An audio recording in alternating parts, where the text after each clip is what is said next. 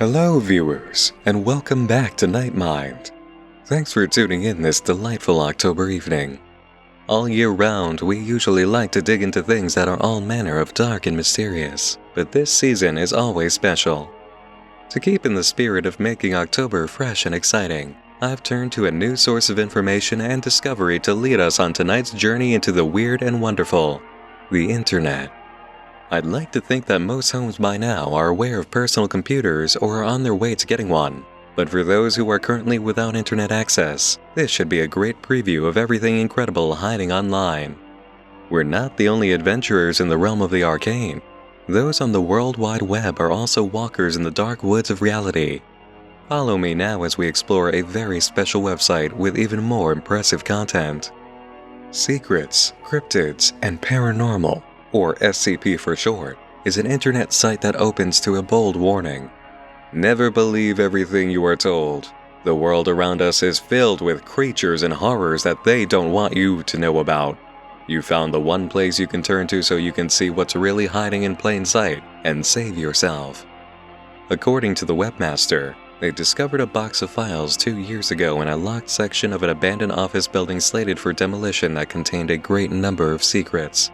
The office building was a front for the infamous men from nowhere who are the gatekeepers to information about the occult, the paranormal, and the horrifying that the shadow operatives of the world keep trying to hide from the people. Below are the pages we've made sharing this highly secretive information that will shock and enlighten you. On each, you will find a file number. We are labeling them Secrets, Cryptids, Paranormal, followed by that file number from the original box. So look for SCP- followed by a number, as reference. We're told to click on every link to arm ourselves with knowledge, and that's precisely what I did, taking pictures of each page for you to compose our journey. Scrolling down the page, we read that the files listed are all severe threats to the ordinary citizen and plagues on neighborhoods around the United States. Be on the watch for all of these dangers and prepare your friends and family. The SCP items listed have name labels provided by the webmaster. Granny, Ice Cream Man, Life-Size Toy House, The Doorman, Stage Death, Author Empathy, Billy's Treehouse, and The Candidate. Now, I must say that even if we have explored a great number of intimidating mysteries together, remember to proceed with me at your own caution. You'll see nothing terrible, but your imagination can lead you to some dark places as we read.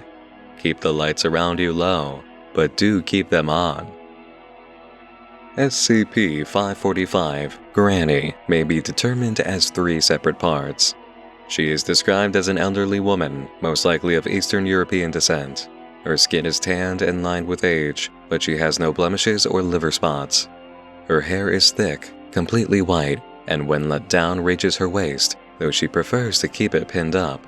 Her eyes are bright blue and clear with no signs of aging. Despite her evidence of youth, she very clearly seems to be at least 80 years old, but is doing physically exceptionally well according to all manner of testing, and her senses are far above average for her age. The woman claims to be over 800 years old and goes by a number of names: Granny, Beatrice, Miss Widow, and Totenkinder. She's generally pleasant and enjoys leisure activities like sewing, cooking, and gardening. Altogether a kind older woman, which seems to directly clash with the use of SCP-545-B, her only source of addiction. The underlying cause of her dependence on 545-B appears to lie in her pathological fear of death. SCP-545-B is a colorless, odorless liquid extracted from the body and found bottled in the home of Granny. Under examination, it appears to be slightly more viscous than water, but varies in texture and taste. It has been labeled Liquid Life, as drinking it extends the life of the user, slowing the process of aging, and often either slowing or completely ridding the body of disease. It can even heal major wounds if an injured person drank it quickly enough. Repeated consumption can prolong life indefinitely, but results in a dependency on the liquid while generating a borderline sociopathic attitude in users towards its creation. That seems like a necessary evil in order to use and especially to generate liquid life, because, according to SCP-545-C, a thin and weathered sheet of yellow parchment holding the recipe, the most vital ingredient for crafting the liquid is a human being, preferably a child, for maximum potency. with ingredients listed such as leeches, chicken fetuses, snakeskin, and spider eggs added to the main piece, a child. It's easy to recognize the danger to neighborhoods the webmaster wants us to see. Granny is a real grim fairy tale version of a witch. The recipe even calls for a large boiling pot, like a cauldron, capable of containing a human. SCP-545 was located in a small Midwestern town under the guise of an elderly woman with mild dementia. The woods her residential neighborhood were located in led to an area near a river that was prone to sinkholes and had a small history of children becoming lost or dying in the woods. She was described by neighbors as kind and caring, and had a penchant for giving neighborhood kids small treats in return for helping her collect glass bottles. Her mode of operation was simple. Granny would buy a small house in a relatively dangerous area, collect glass bottles around the neighborhood, and over time, gain the trust of children before going for a walk and pretending to be lost. Any children she encountered would be convinced to take her back home under the promise of food and candy. Interviews with Granny reveal she has repeated this process every 5 years or so, moving on once the amount of wandering children has been depleted, or when police attention has grown too strong to remain. Our next link leads us to SCP-1386, the Ice Cream Man. This was first known as only a white Good Humor brand ice cream truck in poor condition that lacked any images or descriptions of its products. Originally, there seemed to be only a case of a living ice cream van. No one was ever seen driving behind the wheel, and none of the doors or windows opened through conventional means. The van would play instrumental melodies of Pop Goes the Weasel and Twinkle Twinkle Little Star 24 hours a day, alternating between the two every 4 hours. There's a thin slot in the middle of the driver's side door, which only becomes visible when the van dispenses the ice cream products it sells. Along with the ice cream, a small receipt is delivered with a price written on it in very sloppy but legible handwriting. Payment is issued through the same slot the ice cream comes from, and the van drives off immediately after receiving payment. Prices, flavors, and even the makeup of products fluctuate daily, but it never seems to actually run out of stock. Testing was issued on the van, and the results are as follows. In March of 1987, 2 doctors each requested a cookies and cream smoothie and received it exactly as expected. One was marked with a handwritten letter M, and the other a letter G. The receipt was $4.89, paid without incident. On April 1st, another doctor approached and asked for a Neapolitan ice cream sandwich. The van issued what looked like a meat and cheese sandwich with tomato. Upon closer investigation, it was revealed that the meat, cheese, and tomato were just perfectly shaped scoops of chocolate, vanilla, and strawberry ice cream. The receipt issued read, April Fools, and the van drove away without requiring payment. April 17, 1987. Another doctor issues a test, requesting 1 peach push pop. It is received, but the price is quite high, $16.27. The doctor expressed disapproval at the price and refused to pay the full amount. When he attempted to walk away, the van opened the slot on its door to an approximate height of 6 feet, issued a large rusted steel trap, captured the doctor, and dragged him inside. The slot shrunk to its former size and then spewed out a pink substance for 5 straight minutes before driving away. Inspection of the pink substance revealed it to consist of blood, skin, and bone fragments, all with DNA matching the captured doctor. April 30th, 1987. Testing D-Class personnel requested a Caesar salad-flavored popsicle. After a few moments, the van dispensed the popsicle with an off-green coloration noted to taste of lightly dressed lettuce and a hint of croutons. The receipt was $4.56, paid without incident. In May of that year, a new testing method was conducted. D-Class number 7, unable to speak, wrote down his request: vanilla cone and chocolate. The note was lifted to the dispensing slot. After a full minute, a new slot opened 3 inches below the usual area. A thin, flesh-colored appendage slid out to retrieve the paper before retreating and closing the slot. Moments later, the normal area opened and the ice cream was received. The receipt was for 97 cents, paid without incident. D7 described his interaction in frantic sign language. It was a hand, not human. 2 fingers and a thumb. It was bony like a dead body, and it smelled. It smelled dead. In June, the test was repeated. A request was written down for a banana sundae with hot fudge. Again, the secondary slot opened, and the bony hand came out to process the order. The receipt was $2.78, paid without incident. The D-Class personnel stated, "There's got to be somebody in there. I could swear I heard somebody cough, like they had a cold or something." 2 days later, an incident occurs without testing. D7, the first tester to see the hand, is found dead in their holding block. Autopsy reveals they died of strangulation, matching the suspicion raised by light bruising found on the neck. The death was marked as suicide, even though D7 did not share a cell, and the door showed no signs of forced entry. The report ends here. There really isn't much to say except to carry on the warning of the webmaster. Be careful about what's in your neighborhood, including ice cream trucks. Our next page deals with SCP-2369, Life-Size Toy House, a split-level home located in an unspecified suburban neighborhood in Iowa. There are no reliable records or witness accounts to explain its origin or history. When at least 2 living humans are inside with front and back doors closed, the interior will emit a blinding flash of light and all subjects within will disappear without a trace. The interior will then reset to its initial state, with all removed or damaged items restored. Any items that had been brought in from outside will also go missing.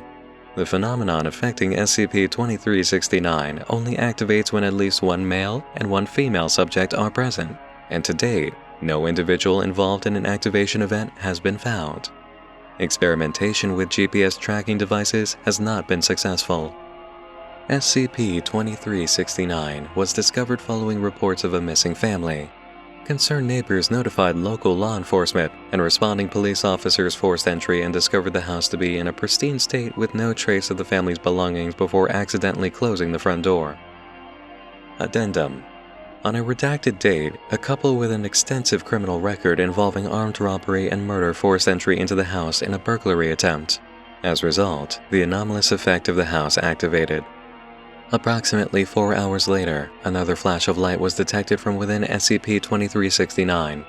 On-site personnel investigated and discovered the presence of the couple who had forced entry, along with the tools they had brought along, various personal belongings, and broken weapons. The woman was discovered in a manic state near the back door and needed tranquilizers to subdue. The man was found comatose but alive in the living room with a length of unidentified plastic wrapped around his neck.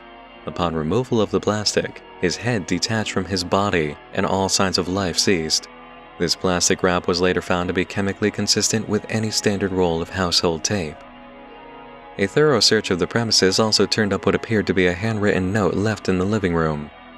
To whom it may concern, your product turned out to be extremely violent and completely unsuitable for children. I am frankly appalled. Were I not a more watchful mother, it could easily have resulted in bodily harm. I am requesting an immediate and full refund. All across the United States, there are homes that seem to permanently be on the market, dressed up enough to suggest that people live there, but no one is ever seen inside.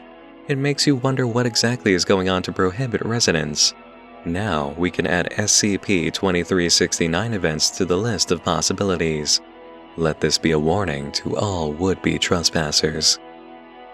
Speaking of trespassers and quiet little neighborhood homes, the webmaster's next entry is a man you'll never want to meet.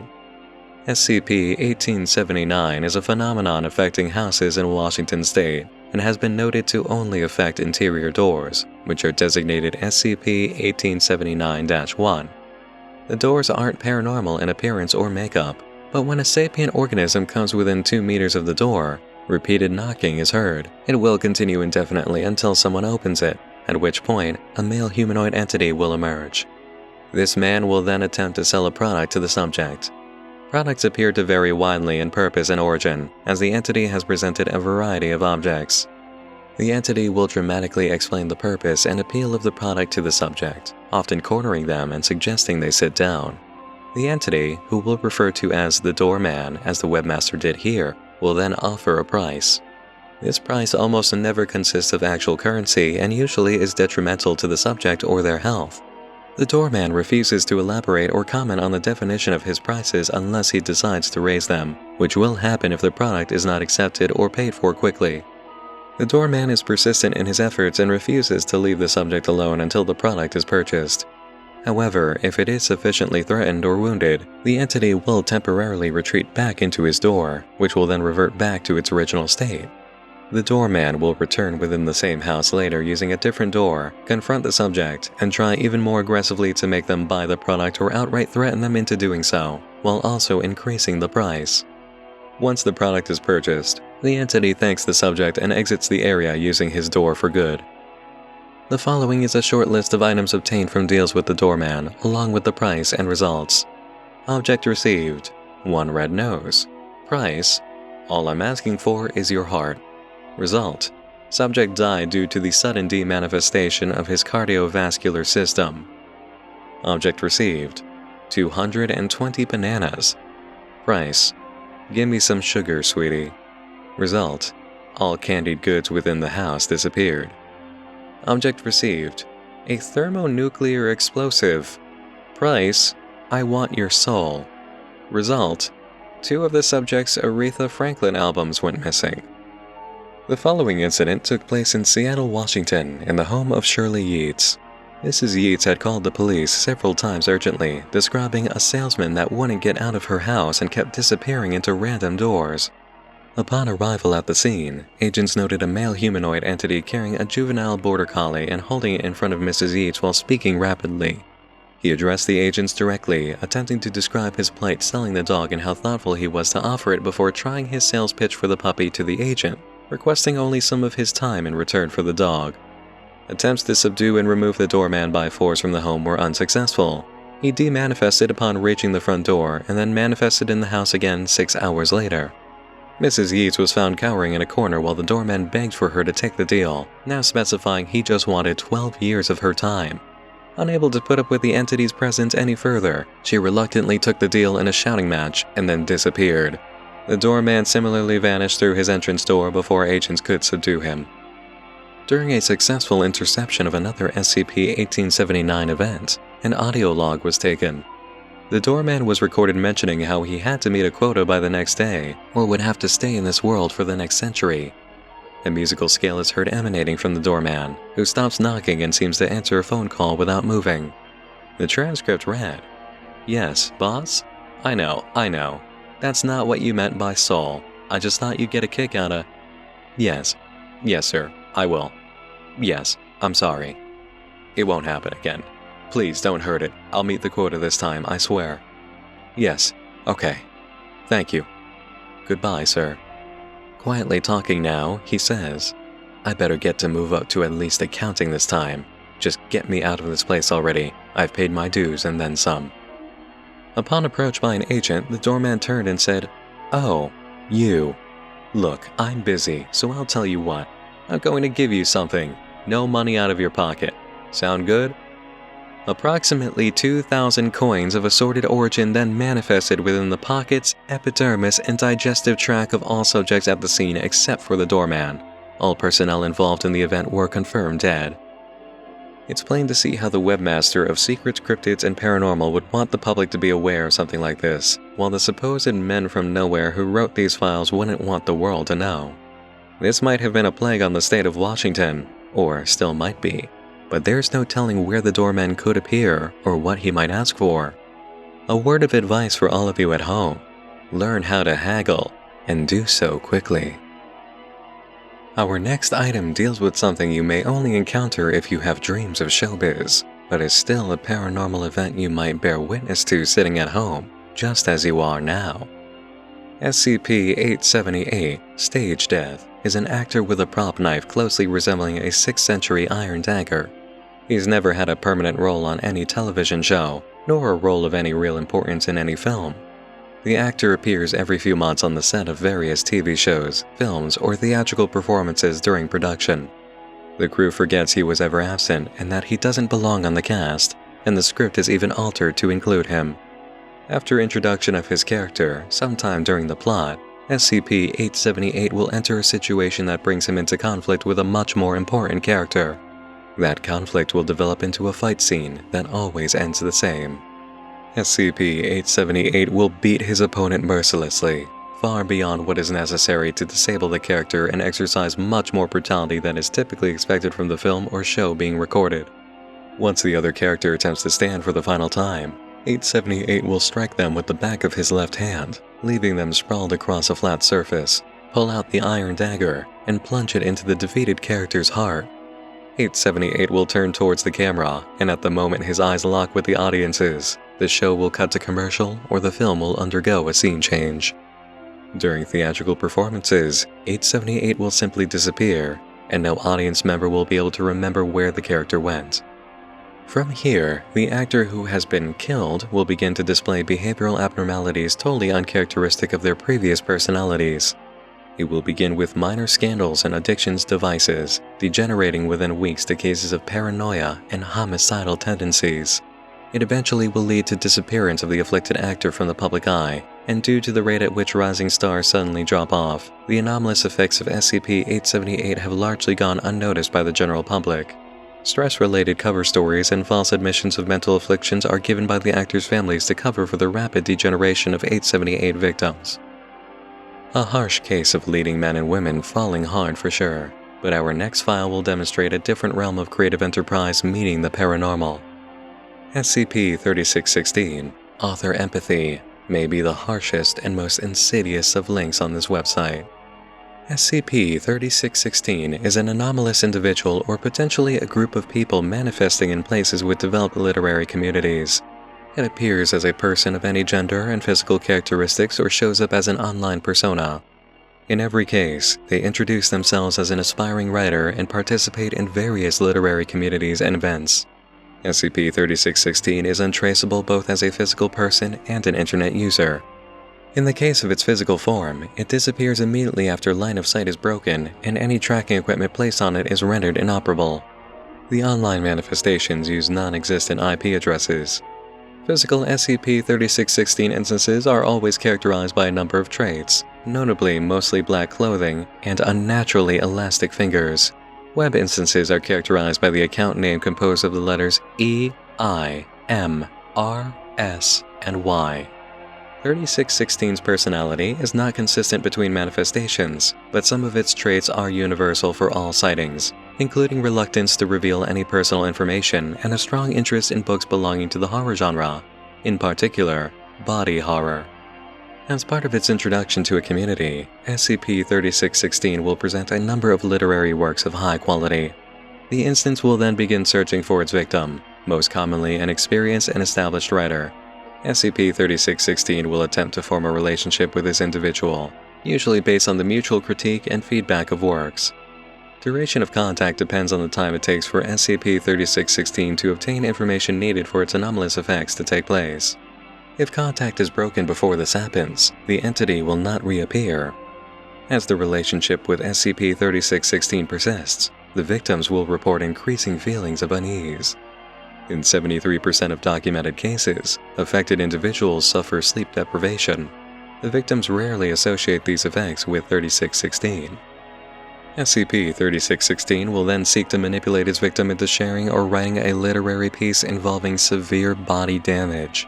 It is also required for the user to express satisfaction of the effect that this part of the story has on readers. When this occurs, SCP-3616 will cease engaging in discussion with the victim and will not respond to any previous means of contact. After approximately 5 days from the last contact, an SCP-3616-1 event will take place. 3616-1 events always occur between 11 p.m. and 3 a.m., and only when the victim is located in their bed. Any electronic devices with a display will activate and show short messages. If no displays are present, the messages will appear on the walls or ceilings of the room, written in black liquid of unknown origin. As this happens, the victims become paralyzed and will begin to suffer hallucinations.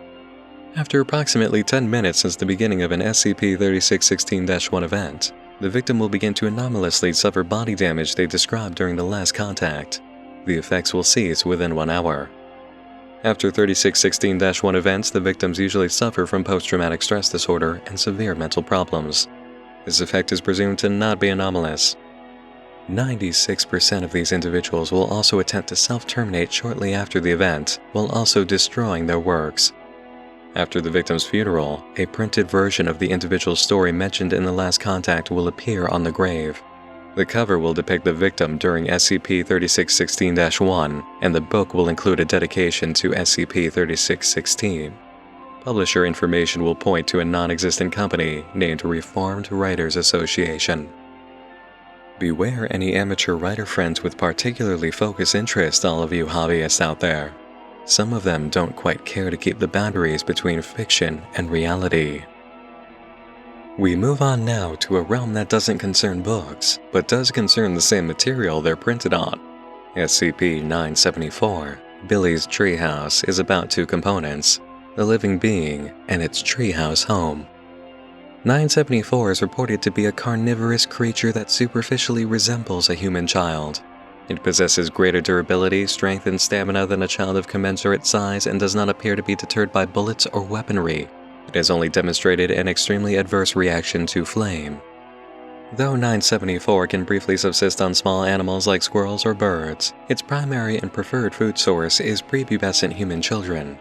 Each time it successfully consumes a human child, it enters a state of torpor and its form changes over the course of 10 to 12 days to replicate the most recently consumed child. It is capable of speaking any language the child knew, although its vocabulary and speech structure is always very limited and simple. SCP-974's preferred habitat is lightly wooded areas such as parks or undeveloped land near moderately populated human settlements. Once it has settled into a new territory, it uses local vegetation, wood, and other available materials to create between 1 and 5 nests, designated SCP-974-2. 974-2 buildings are generally simple, crudely built, one-room structures, and are usually placed in the lower limbs of a tree or on low rises of land. Once SCP-974 has built at least one instance of 974-2, it will seek to lure a group of between 2 and 5 prey subjects to 974-2 by entreating them to follow it to the structure in order to play. 974 will participate in simple physical play activities such as hide and seek or tag with the subjects, allowing them to leave and return at a later time. This behavior pattern can last up to a week before 974 invites a single prey target to play with it alone. At this point, whether the target accepts or declines the offer, 974 will subdue the target and something occurs. The webmaster or the file creator has decided to redact this information, but the result is as follows. The clothing will be left with only minor damage and fluid staining. 974 will typically abandon 974-2 after this, although it will remain in its territory until the local population of children is depleted. 974 displays a heightened fight-or-flight reaction to the presence of post-pubescent humans and will immediately attempt to flee to an instance of 974-2 if it is aware that it is visible to such an individual. If retreat is not an option, 974 becomes highly aggressive and will attack all known post-pubescent individuals. Due to its increased strength, 974 has been known to dismember the targets of its attacks. Children are often told not to talk to strangers. It's a dark world we live in when other children become part of that category. Keep an eye on your kids and another on the trees in your neighborhood. And when you've made sure all is clear on that front, keep an eye on your TV set and an ear out for the radio regarding the last file provided by the webmaster. SCP-3129, the Candidate, a cognitohazardous phenomenon without any known or apparent source. Phenomena manifests as TV and radio commercials in areas holding local or state elections. These broadcasts can run for any length of time between a few weeks to several months. Television appearances of SCP-3129 have been limited to locally owned and operated stations. 3129 phenomena invariably focuses upon a human male, aged somewhere between 40 and 50, hereafter designated 3129-1. 3129 transmissions can vary in presentation and length wildly, but invariably remain on the topic of 3129-1's apparent election bid. No instances of 3129 have been found outside of the continental United States or presenting in any non-English languages. This is considered Stage 1 phenomena. Stage 2 begins after 2 to 4 weeks of exposure to Stage 1. Up to 8% of viewers will become fixated upon 3129-1. Civilians more politically aligned with the ideas presented in 3129 commercials are more susceptible to infection. 3129 adverts have not shown an overall political bias. Class B amnestics are effective at treating Stage 2 infection. Stage 2 infections left untreated for over a month progress to Stage 3. Individuals under the influence of Stage 3 infection display fanatical devotion to SCP-3129. They argue with open hostility against opposing viewpoints and ideologies. Stage 3 infected tend to seek out other infected in person and by way of online message boards and communities. A Stage 3 infection of SCP-3129 occurred in Asheville, North Carolina during an unspecified election year. Of its 89,000 residents, at least 7,000 were compromised. Officials along with MTF Tau-3 were deployed to the area with directions to suppress the spread of SCP-3129. Widespread amnestic dosing via Asheville's 3 water treatment plants was successful in preventing 3129 infection from continued growth. However, interaction with Stage 3 infected individuals prompted an official debrief for MTF Tau-3 agents Mayfield and Haas. This log recorded of the agent's report concerns coming across a convention center where 30 or 40 civilians were gathered at 3 in the morning. All were standing together, deathly silent, facing the same direction toward a stage at the far end of the building, which was lit as if being used, but the stage was empty. The silence kept as the agents grew closer, but suddenly there was an eruption of noise in the form of celebration. People jumping up and down, raving over something that couldn't be seen or heard, still directed at an empty stage. They grew quiet, and then a minute later, it happened again. Thunderous applause and cheering. This carried on for over an hour. Long moments of quiet and attention at something invisible, then major celebration. The closing statement reads, "Examination of the building in question revealed no capability to hold such an event. Said building is currently the offices of a now-defunct financial institution, and its internal layout is inconsistent with the description of Agents Haas and Mayfield. Investigation of this incident is ongoing. Agents Haas and Mayfield are currently on medical leave, pending psych evaluation." The webmaster has provided additional documentation for us to look at concerning this file. It begins with an audio transcript of a woman in her late 20s giving affirmations to someone who is not there. "Yes, I see you. Yes, I hear you.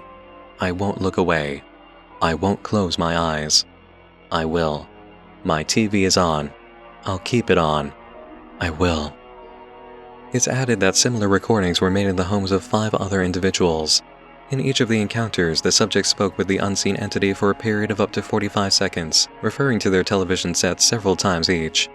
During this time, the television displays static to all outside observers. The subject spends the duration of the encounter standing in front of their TV similarly to how a soldier might stand at attention. At the end of each encounter, the TV returns to the previous broadcast, and the subject returns to their seat. All 6 events occurred within 8 minutes of a Stage 1 transmission occurring on the subject's TV. A note follows about behavior in those infected at Stage 3, describing how the infected periodically display hive mind action. They will frequently and without warning gather around TVs and computer screens for periods of up to 40 minutes. Any gesticulation or exclamation is made by all members of the group and in perfect unison. There is no communication made between members of the group to coordinate this or anything else whatsoever. Following these events, the individuals will return to whatever they had been doing before without so much as a word inquiring as to what had just occurred. As for what they were watching, I could not tell. As far as I was able to see, the screens were either static or displaying what would be called a blue screen error. Following the event, televisions returned to erstwhile programming while computers rebooted without further error. The next 2 notes concern witnessing Stage 3 infected entering establishments in groups that could never have held that many people, yet suddenly being seen inside at a space that was perfect together, complete with an empty stage. The final note concerns the end of the investigation into the phenomenon through a report by an agent from November 14, 1989. "We started the night off all right.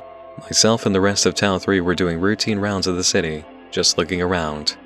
We were all driving unmarked civilian cars. How they knew who we were is beyond me, honestly. But sure enough they did. Each and every one of us. The civilians turned on us almost in unison all over the city. Happened so quickly I can't possibly imagine how it was organized, but it was. All of a sudden, the entire city of Bremerton, Washington turned on us and tried to tear us limb from limb, like some sort of invasion of the body snatchers sort of deal. It was a miracle we didn't lose anyone.